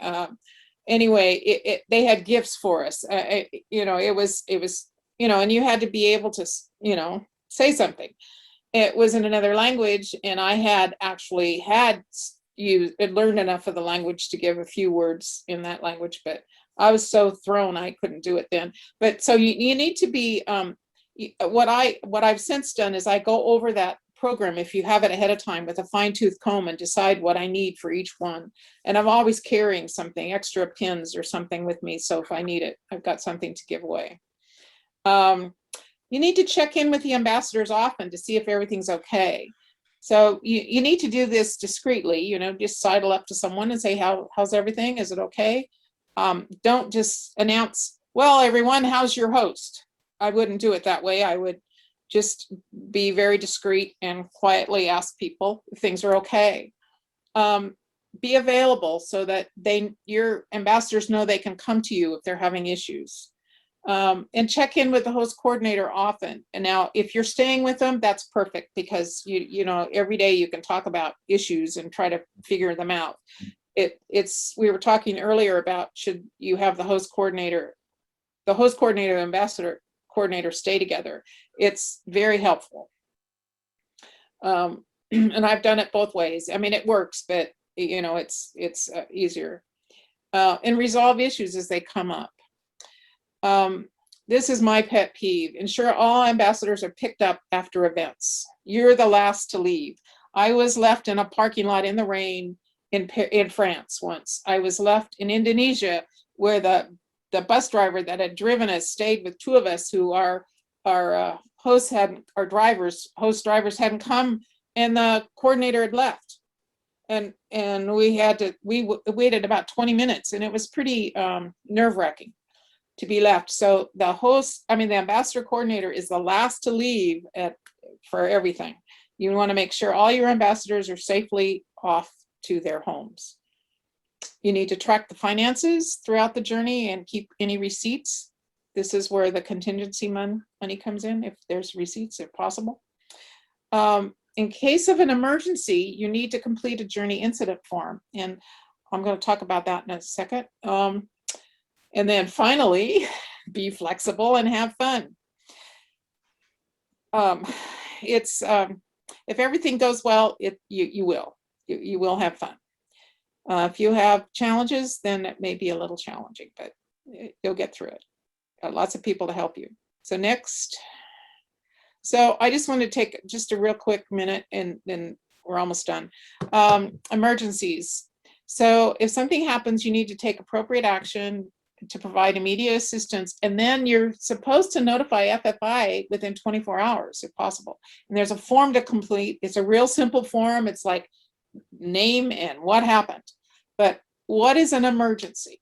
Well, FFI has defined an emergency as any time that an ambassador or host is hospitalized or has to seek medical treatment for more than a common illness. So, you know, if it's a sinus infection, that's one thing. But if it's a stroke or a broken leg or something like that, then definitely. The ambassador leaves a homestay either voluntarily or involuntarily. So that's considered an emergency. Either the ambassador or the host is engaged in inappropriate behavior. And I think that's up to you, what you consider inappropriate. Probably getting drunk at an event might be inappropriate behavior. We could go on probably forever. This last one I think is pretty obvious. Ambassador or host is an alleged victim, perpetrator, or witness to a crime, and includes when the ambassador or host is questioned by the police, put in jail, or cited for an infraction of the law. So I think that's pretty self-explanatory. And anything else unusual that happens that you feel that FFI staff need to know about. Okay, next. Now we're home. Our responsibilities after the journey. There's still a few, not too many. You need to do a final financial report and then submit to FFI. You need to figure out if there's any refunds, if you collected too much money and how much they're going to get, and organize that. If you have a journey treasurer, that helps, but you don't have to do it that way. You ask your ambassadors to complete the journey evaluation, which is on the website. It's a very simple form. Consider holding an after journey party where you can share food that you learned about on your trip, or share photos or whatever. And then if your club does this, give a presentation to your club about your journey. Tell them what a good time you had. And I think that's it. Next, is there a next? Oh, references. So we put these in a handout, much easier than this, but the journey guidelines that Pat talked about, I mentioned, the ambassador selection packet, the health and mobility checklist, ambassador's application and agreement, and the host selection packet. This is great because it helps, gives you questions to ask, what to look for, information that you give to the host. The host application and agreement is on there as well. The ambassador and host matching form, we've referred to that several times. A journey evaluation form, it's online, and you can just go online and click, and you can do it sitting at the airport. And then the incident report form is also there. And some of these are also in other languages, but I figured that most of us would need the English. And that's all I have.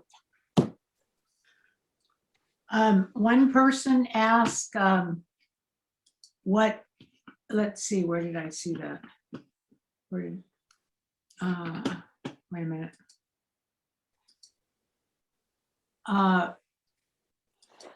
Regarding if there's personality clash between the ambassador and the host.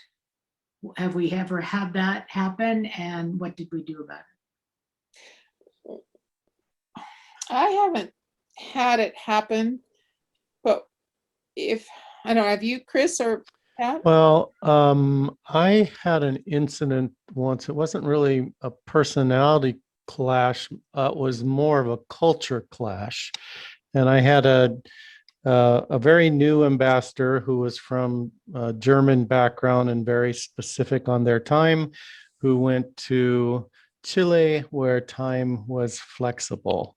And we had the very first night we arrived in Chile, and she met her host family, who were very casual about getting her to the welcome party, and such that it was a good hour after the party was supposed to start, and they hadn't even begun to leave.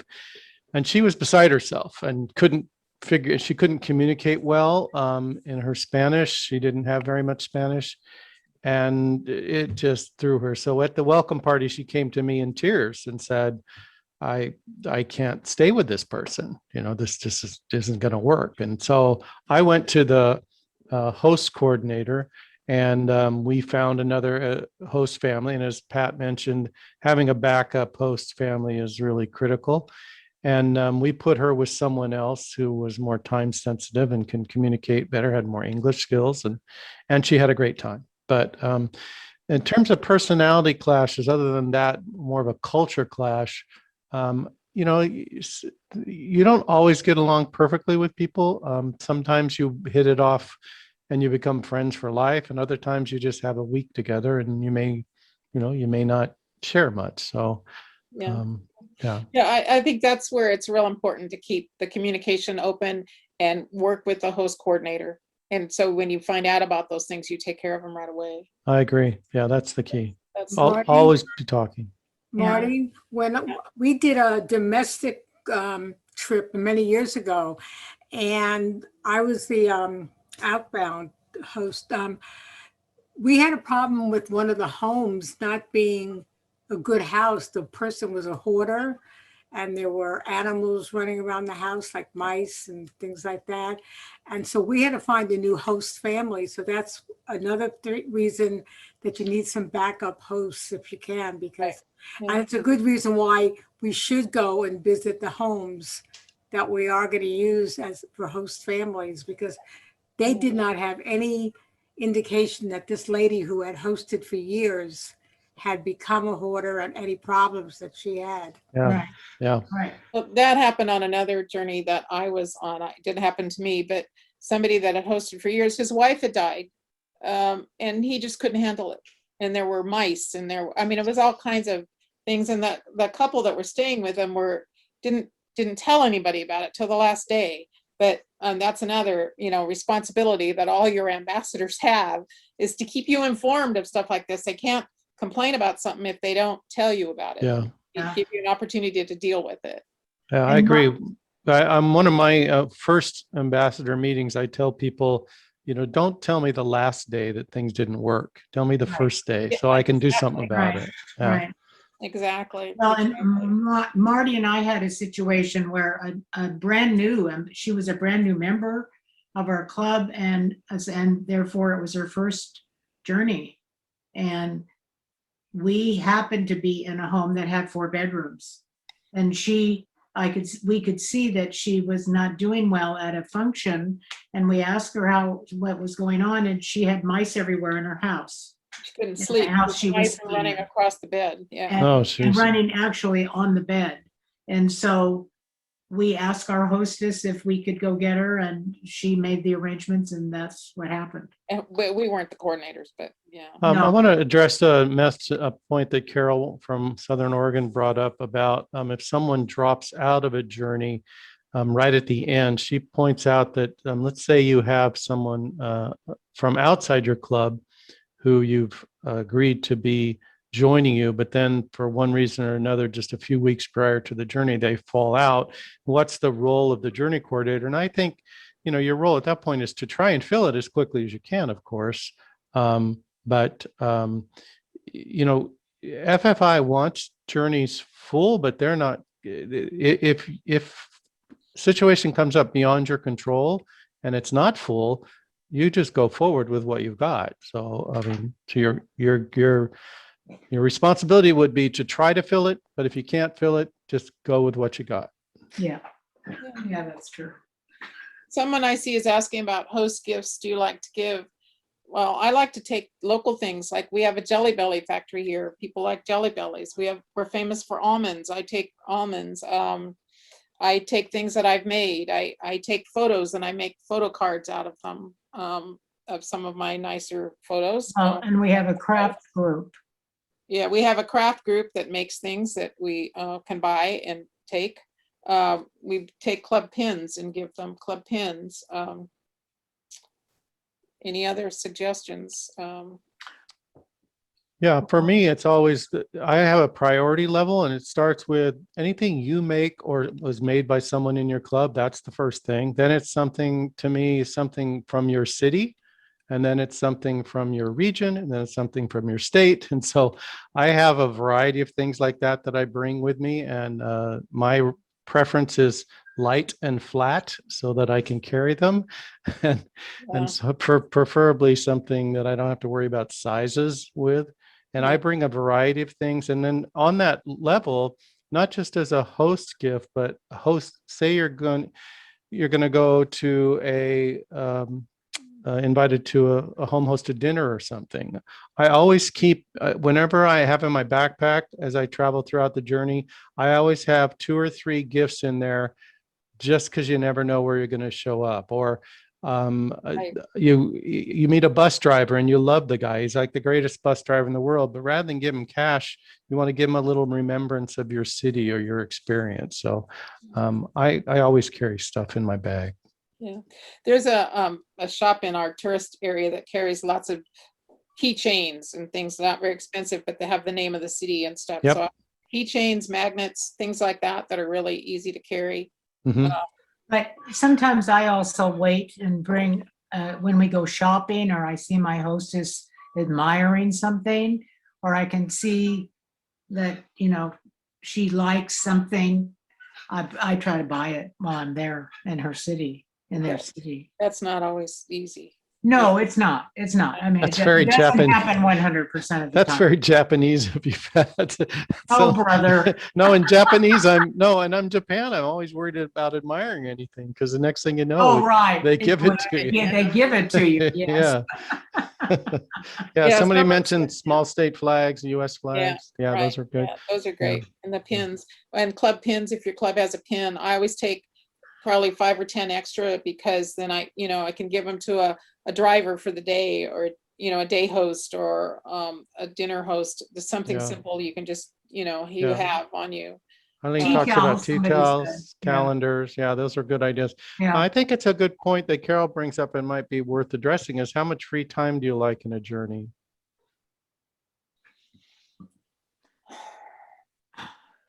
Well, I'll address it. You guys are hesitating and I have Not no much. hesitation on this because I think there should be more personally. Oh. I oh, like to have free time and I like to have at least when I'm organizing an inbound, I always try and organize at least 2 full free days with nothing happening because I think people get over scheduled and they want to have some time to relax. And that also, and I prefer that those 2 free days are next to each other. Yeah, And that way, if someone like Pat has a nice cabin in the mountains, they can take their, and if we're not going there as a group, you can have 2 days to give it an overnight and you can take your Right. ambassadors to this location and have a different experience for them that they couldn't have gotten any other way. Yeah. So I always try and schedule 2 full free days, preferably next to each other. That's my deal. And I have done that, Chris. Yeah, I've Yes, done- I know you have. Yeah, it works out well.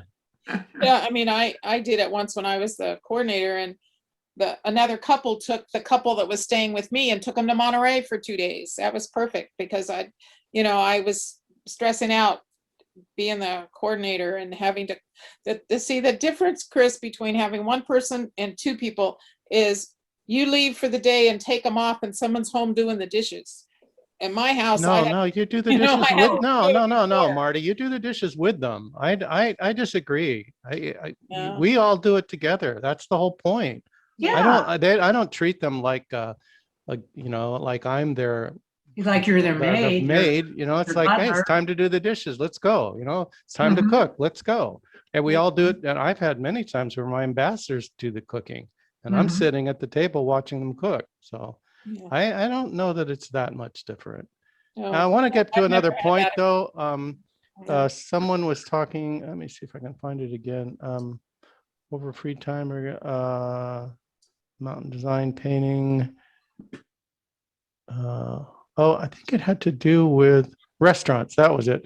I wanted to make it clear that, that it's kind of an unwritten policy that you take your host family out for dinner one night. And Judy from Lincoln said she's told it was a good idea to take the host dinner in their town on a free night, maybe to a restaurant. I don't think it's only a good idea. I think it's almost a requirement. It's, I've been in Friendship Force for over 30 years. And when we started, it was not something we did routinely, but it's now become so ingrained in our tradition that I would say you just should expect it. And some Yeah. clubs even say, this is the night you're going to do it. They Right, it's schedule it built into the schedule. into the Yeah, schedule. Yeah. yeah. That's how ingrained it is now. Yeah. It's either embedded in the schedule or, it's either here you do it here, or you can do it on the free day, whatever, it's, they build it in. So it's up there. Sharon talks about the host coordinators need to be sure every ambassador has a way to the airport, bus, whatever. We've had 2 instances in foreign countries where there was a problem for the ambassadors. And I agree, Sharon and Wayne, that that's part of that whole thing Marty and Pat talked about at the beginning, and in communication and transportation. You need to know when and where your people are leaving from and how they're going to get there. So for us, we have a spreadsheet that tells us for each ambassador the date and time they're flying out and the airplane flight number, so we can check it the night before to make sure that the flight is still current. And then we make sure before they ever get there, how is the transportation going to work? Is the host going to take them to the airport? Are we going to supply an Uber? Is there going to need to be some other transportation issues? So yeah, those are all things that you need to work out way before you ever get to the journey starts. Right. Yeah. And a lot of times people have really early flights and the hosts just don't want to do it. So you call Uber. Mm-hmm. Yeah, we've done it. And and if that's going to happen, you can put that in your budget. We're going to have X dollar, or you tell that incoming ambassador, where we're hosting you is going to require some extra fees. Are you willing to pay it? So, yeah.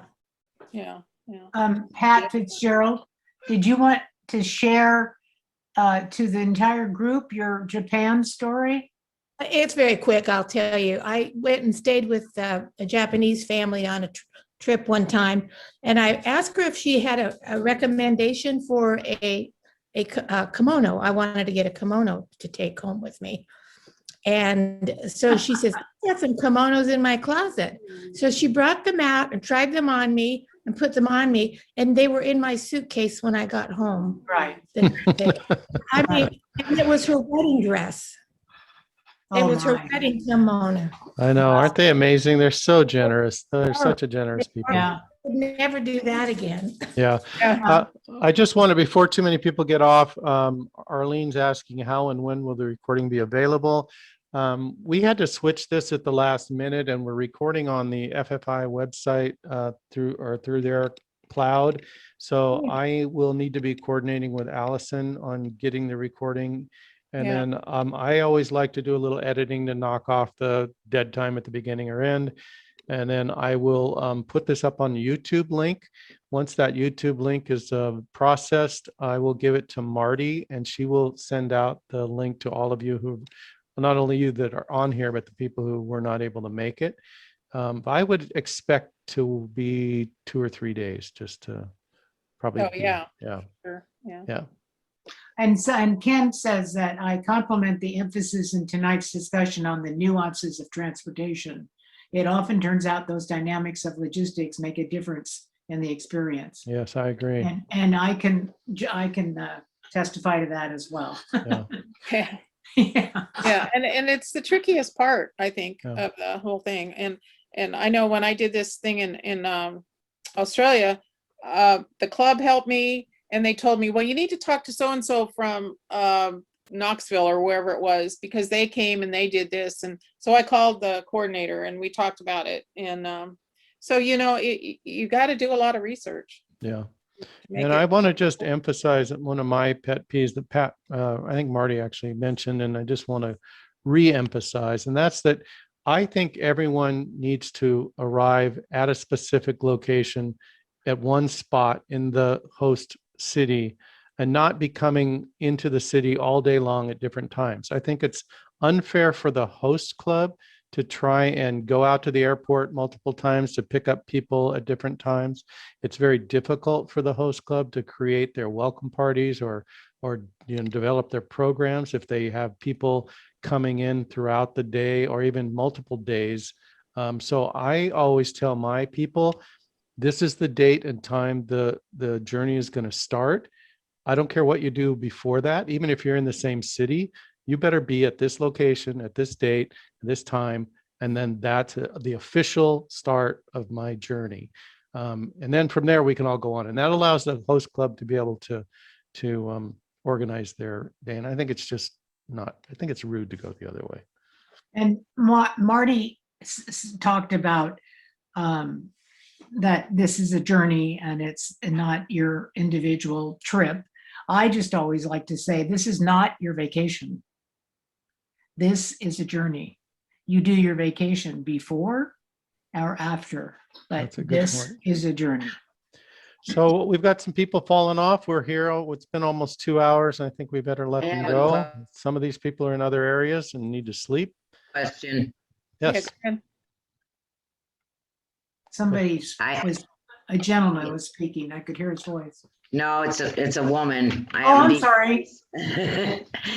I'm the ambassador coordinator for a domestic journey to Big Canoe, Georgia. How do I get the regional support manager to help me? That's Allison. So, So should I contact Allison? Yes. yeah. Okay, thank you. Yeah, and just to let everybody know, whenever you're wondering who to contact, if you go to the FFI website, go to I think it says staff or Mhm. about us or something like that. On that page is a list of all the staff, and it has their email, and you can contact them that way. Yeah.